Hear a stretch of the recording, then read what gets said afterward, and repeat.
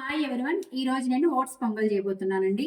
వాటికి కావాల్సినవి half cup oats తీసుకొని గోరు వెచ్చని హాట్ మిల్క్ లో కొంచెం ఒక 15 మినిట్స్ నానబెట్టుకున్నాను. Sesame seeds, watermelon seeds, papaya seeds 3 spoons వేసుకొని గీలో ఫ్రై చేసుకోవాలి.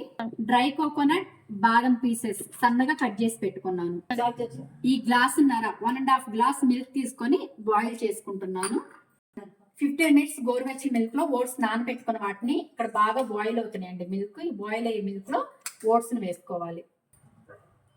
3 ఎలాచీ తీసుకొని ఇట్లా దంచి పెట్టుకున్నాను.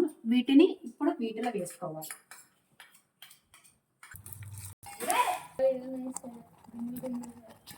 బెల్లం ఒక 3 స్పూన్స్ వేయాలండి.